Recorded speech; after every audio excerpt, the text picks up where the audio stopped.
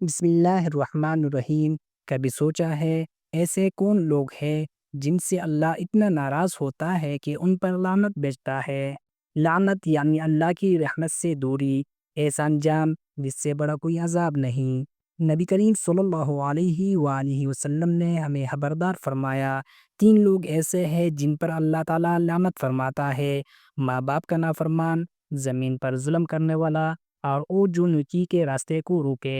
یہ حدیث صرف الفاظ نہیں، یہ امت مسلمہ کے لیے ایک تنبیہ ہے۔ نمبر 1، ماں باپ کا نافرمان۔ جس شخص نے ماں باپ کی خدمت چھوڑ دی، انہیں تکلیف دی، اس کے لیے اللہ کی لعنت ہے۔ قرآن مجید میں ہے، اور تمہارے رب نے حکم دیا کہ اس کے سوا کسی کی عبادت نہ کرو اور والدین کے ساتھ حسنی سلوک کرو۔ سورۃ الاسراء آیات نمبر 23۔ نمبر 2، زمین پر ظلم کرنے والا۔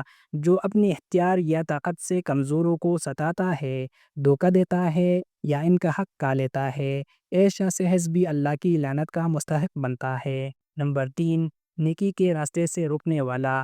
جو دوسروں کو دین، نماز یا توبہ سے رکتا ہے، چاہے وہ مذاق اڑا کر ہو یا روک کر، وہ اللہ کے عذاب کو دعوت دیتا ہے۔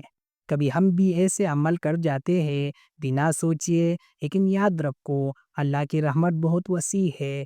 آج اگر توبہ کر لی جائے تو لعنت کے بجائے رحمت اترتی ہے۔ آئیے آج وعدہ کریں، ماں باپ کا دل نہیں دکھائیں گے، ظلم سے بچیں گے، اور ہمیشہ نیکی کی طرف بڑھیں گے اور دوسروں کو بھی بڑھنے دیں گے۔